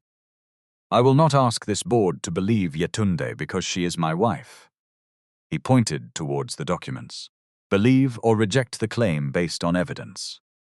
Yetunde Alo's eyes filled. Lanre did not reach for her. This was not his moment to complete her. Dami displayed the next item, an archived email sent from Raji Alo's corporate account. Split it. Anything above 10 will draw attention. Raji laughed sharply. An email can be forged. The server image was independently verified, Dami said. The message was authenticated through the recipient, Alo's backup, and the company gateway logs. Someone used my account. Then the next item may assist. Temi nodded to the technician. A voice note filled the ballroom. Raji Alo's voice was unmistakable. Remove the fatality classification. If the ministry sees 1 death and 11 injuries, they will stop the project, pay the community people through welfare and close it. No one moved. The recording lasted 9 seconds. That was enough. Raji Alo's mouth opened, but no sound came.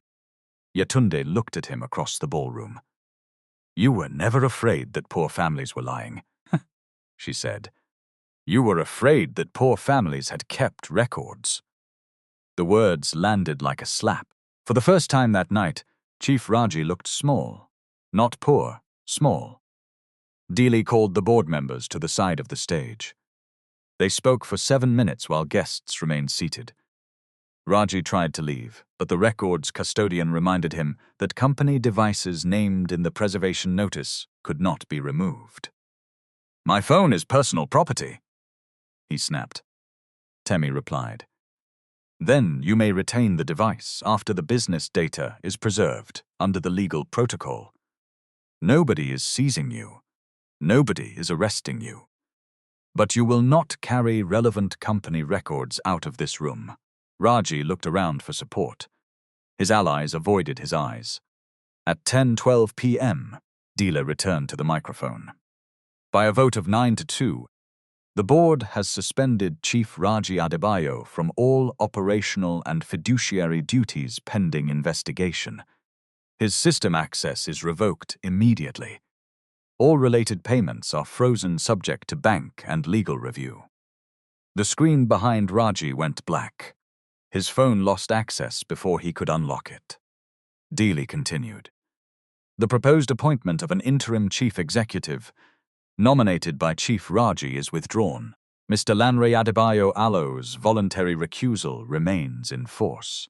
An independent governance officer will oversee operations. Raji shouted, You cannot run this company without me. Nobody answered. The security supervisor approached him. Chief, this way, please. Do not touch me. No one is touching you, sir. Raji looked towards the main ballroom doors, where cameras waited.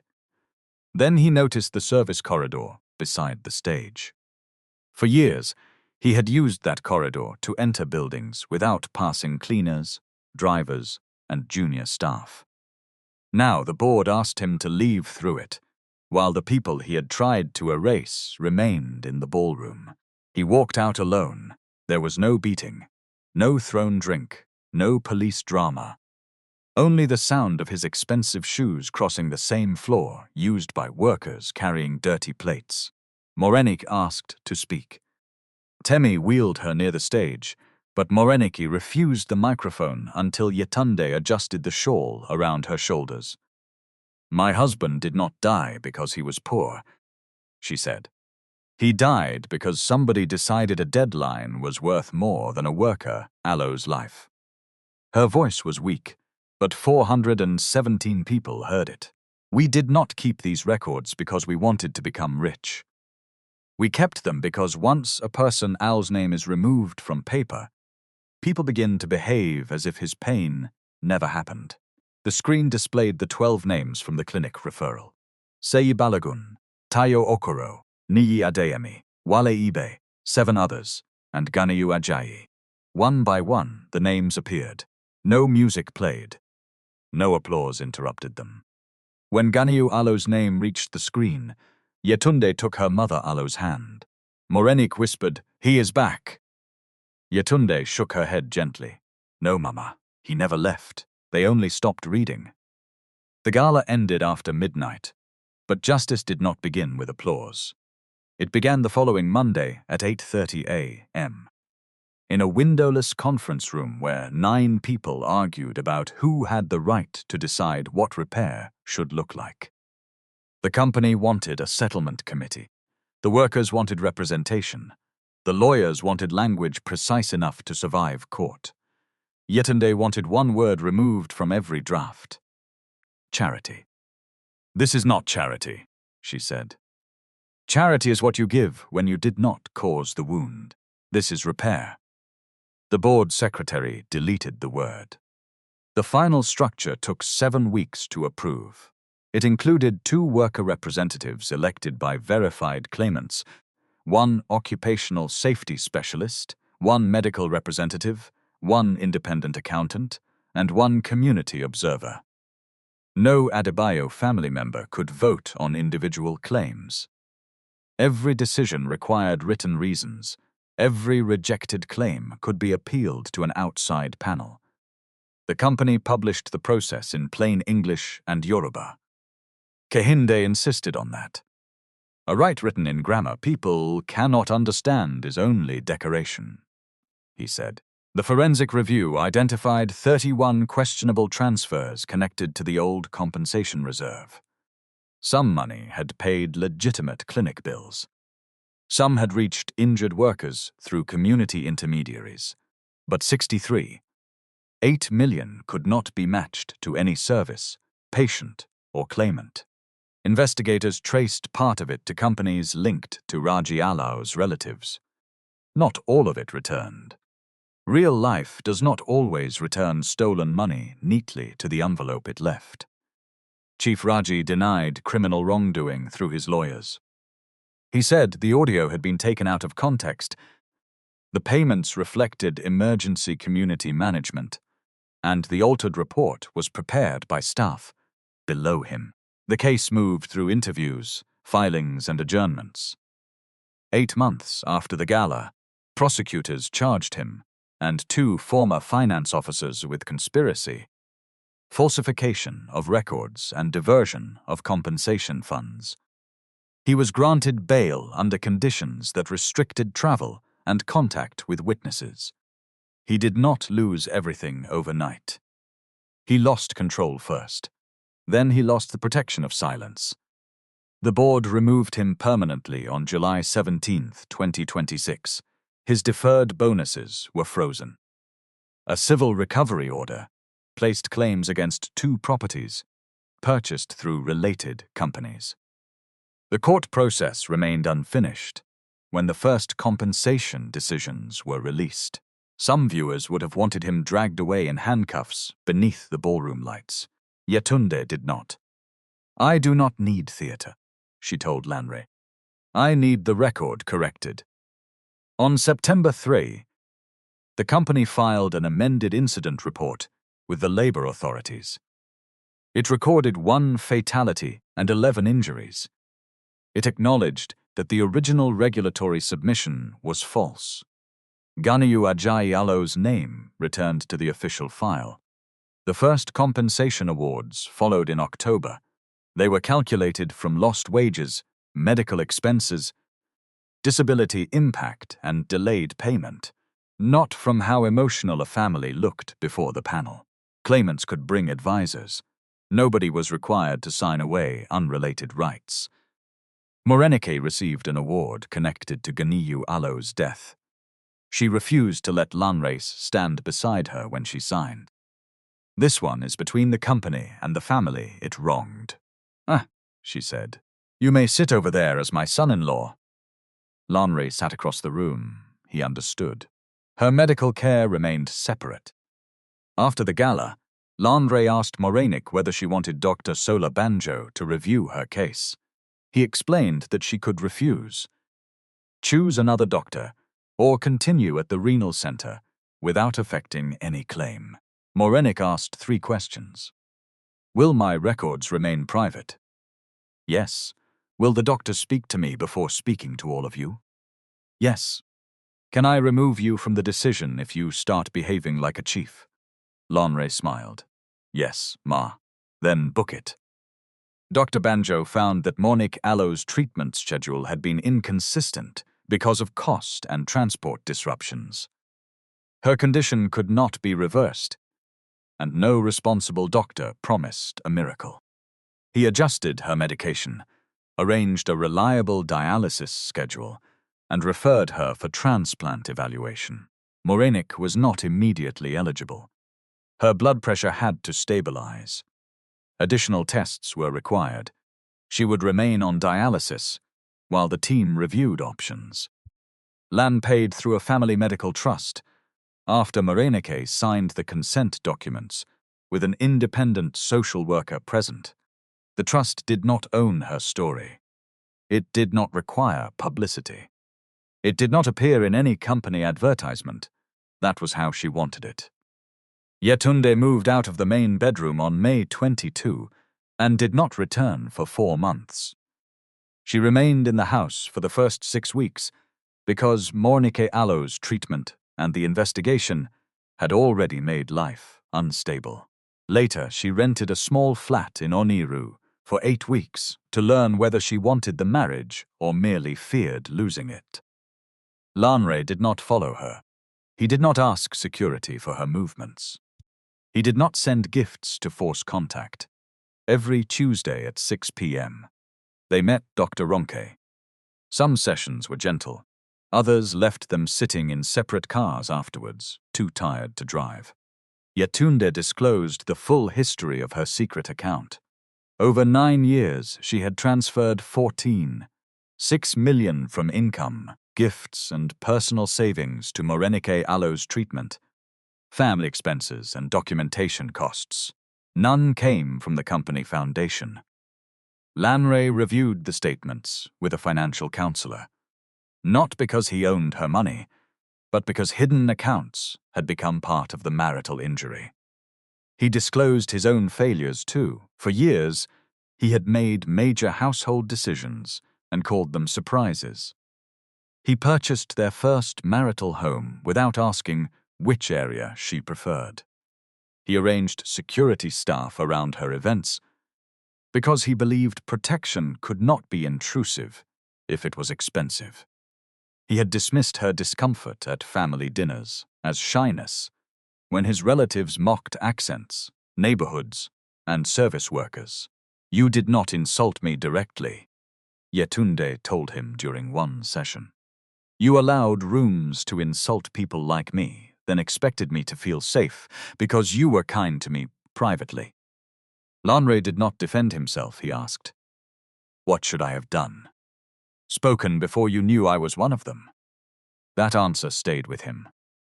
At work, he remained recused from the claims process. The board appointed Dammy Williams as interim governance officer for 6 months. Lanre retained responsibility for ordinary operations, but could not alter investigation budgets, witness arrangements, or compensation decisions. Some directors called the restriction humiliating. Lanre called it necessary. He also stopped treating reform like a speech. The company introduced a confidential safety reporting line managed outside operations. Workers could report missing equipment without passing through their supervisors. Contractor ownership had to be disclosed. Any fatal incident triggered automatic independent review. Safety bonuses could no longer depend only on low reported accident numbers, because that system had encouraged managers to hide injuries. Most importantly, workers helped design the changes. Saeed Balagun joined the Safety Advisory Council. He was not given a ceremonial seat. He received training, voting rights, and payment for his time. At the first meeting, a senior engineer complained that the new harness inspections would delay projects. Saeed lifted his trouser leg and showed the scar running from his ankle to his knee. "This delay has lived with me for 13 years, he said. "Your project can manage 20 minutes. Nobody laughed. The company approved the inspections. Lanre Allo's father, who had limited speech after his stroke, watched the amended incident report from his home. When Lanre explained what Raji had done during his illness, the old man stared at the page for a long time. Then he wrote 4 words with a shaking hand. "I should have checked." Lanre placed his own hand over his father Allo's. "So should I." The family did not escape conflict. Lanre Allo's mother, Mrs. Bola Adebayo, visited Morenik in August and arrived with the stiff politeness of a woman doing something she believed was generous. "I must say," Bola began, looking around Morenik Allo's flat, "you have managed the place well considering the area." Morenik looked at her over the rim of her cup. "Considering which area?" Bola adjusted her handbag. "You know what I mean. I prefer people to say what they mean in my house." Yetunde closed her eyes briefly. Landre remained silent for 2 seconds, then remembered the lesson. "Mother," he said. "That was disrespectful." Bola looked shocked. "I was complimenting her." "No, you were comparing her home to your expectation of poor people." Moraik leaned back. "Let her continue. Sometimes prejudice needs enough rope to hear itself." Bola Allo's face reddened. The visit nearly ended there. But instead of leaving, Bola placed her handbag down. "You are right," she said after a long silence. "I came prepared to be generous, not equal." Morenik nodded. "That one is at least honest." They spoke for 40 minutes, not as best friends, not as symbols of 2 classes embracing, as 2 mothers who had both failed their children in different ways and still wanted better for them. Change did not arrive as a trumpet. It arrived as correction. On September 27, Yetunde returned to the house.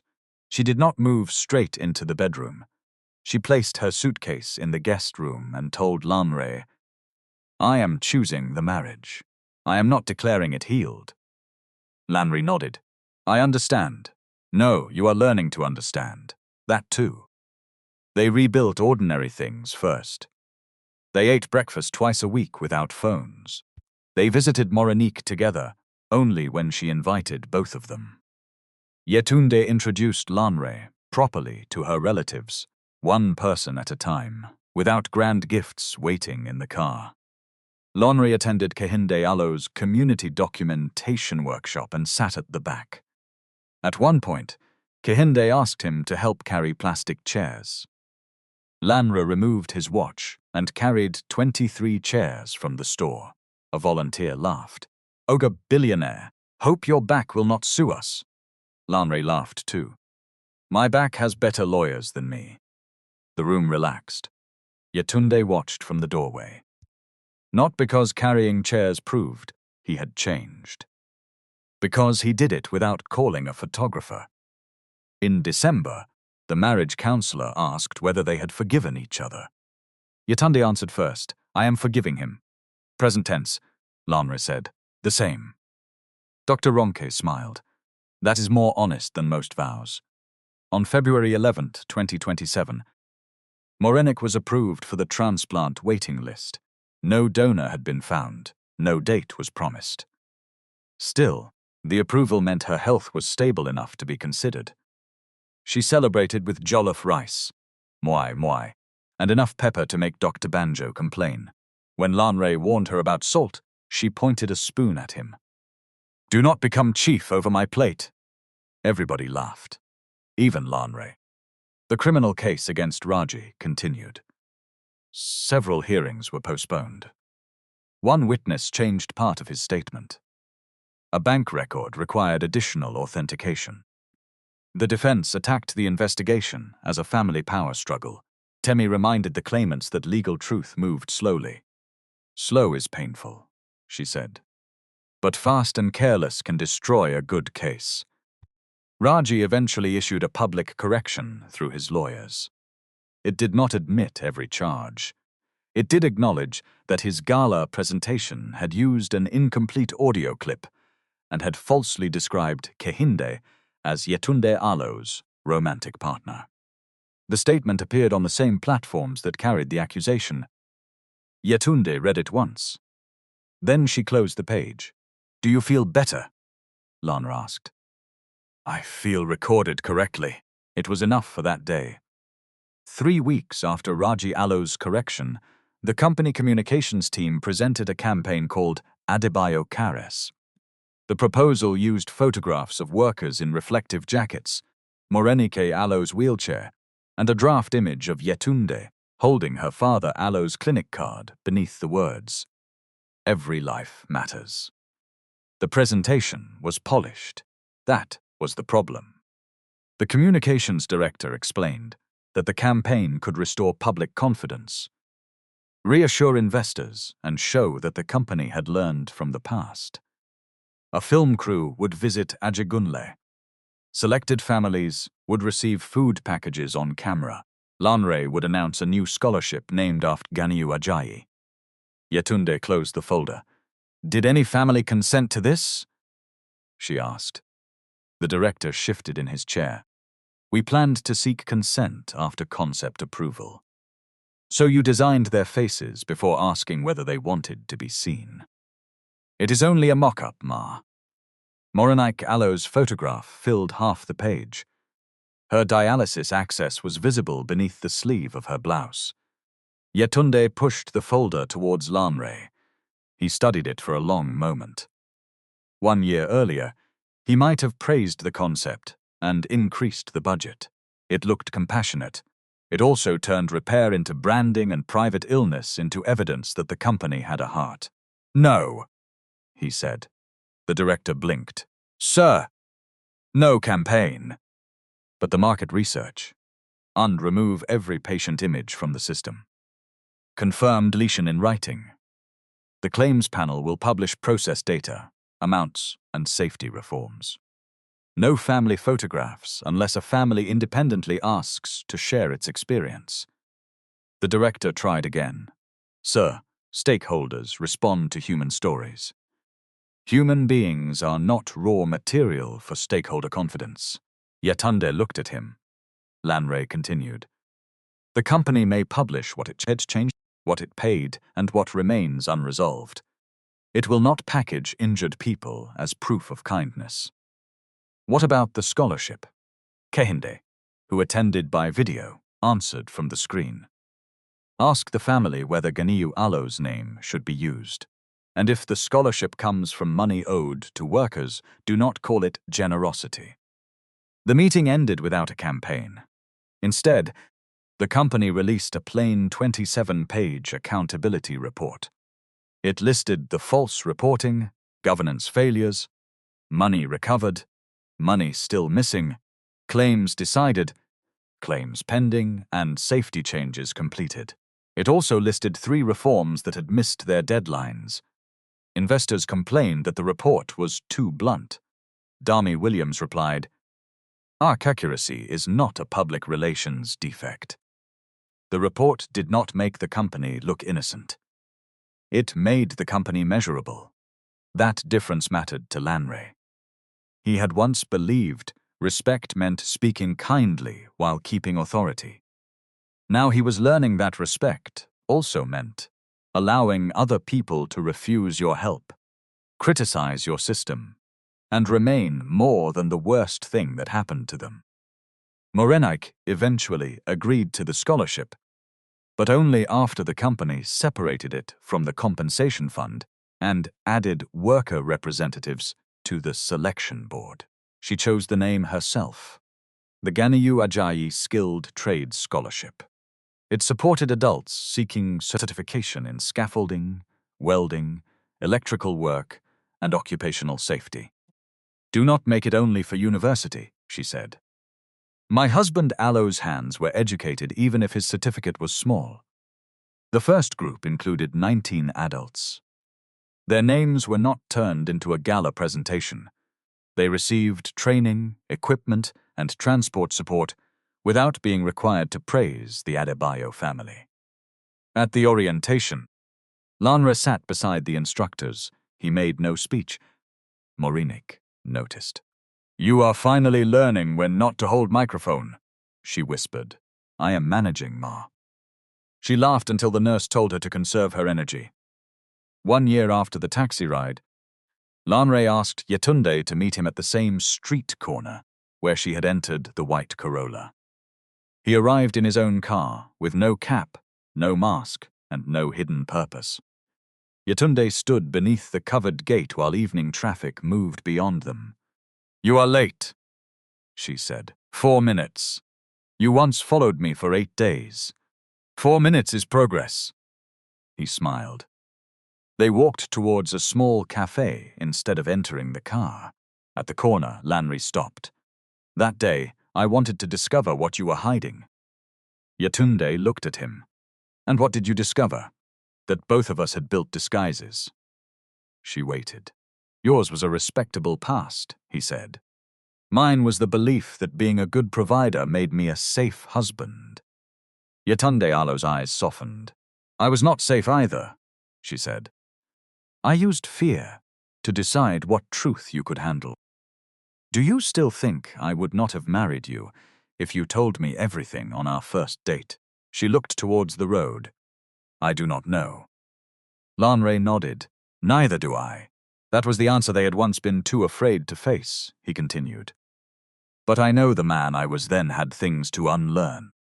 And the woman I was then believed shame could protect love. Did it? No. It only made love live in a smaller room. Lanre held out his hand. Yetunde looked at it before taking it. Not because every wound had vanished, because trust was no longer a blind leap. It was a road they were walking with their eyes open. Months later, Yetunde spoke at the first annual Workers' Alo Documentation Forum, established by the Independent Claims Panel. She did not tell people to keep secrets until a billionaire rescued them. She did not present her marriage as proof that love conquers everything. She said something more difficult. Fear can be reasonable and still lead us into wrong choices. I feared class prejudice, and that prejudice was real. But I also denied my husband informed choice when I invented my history. My husband feared betrayal, and that fear was real. But he violated my privacy when he disguised himself and followed me. Healing began only when both of us stopped using pain as permission. The room remained quiet, she continued. If you are helping an injured worker, preserve records. Write dates. Keep copies. Ask before sharing names. Do not expose medical details because you want sympathy. If you are offering money, separate support from silence. And if you love someone, do not demand that they become smaller before they can enter your life. Lanra sat in the third row beside Morenik and Kehinde. He did not go on stage. He listened.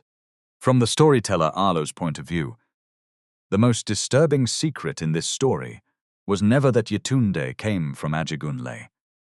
It was that she had learned to treat her own beginning like evidence against her. A society becomes cruel long before anybody raises a hand. It becomes cruel when a worker hides his uniform before entering a fine building. When a woman believes poverty makes her unworthy of love. And when a company trusts its reputation more than the records of injured people. Yet fear cannot replace honesty. Yetunde Alo's background did not make her less worthy, but Lanre still had the right to know whom he had married. Lanre Alo's money gave him the ability to help. but it did not give him ownership over another family Alo's decisions. Both of them had to learn that love without truth becomes performance, while help without consent can become control. Ganiu Ajayi Alo's restored name did not return him to his family. The compensation did not erase 13 years. Morenike Alo's treatment did not become a miracle. Raji Alo's suspension did not repair every injured life. But the record changed, the system changed. And the people once treated like inconvenient figures in somebody else Alo's account were finally allowed to speak as human beings whose lives carried full value. That is where dignity begins. Not when a rich person notices the poor. When nobody Alo's humanity depends on being noticed by the rich at all.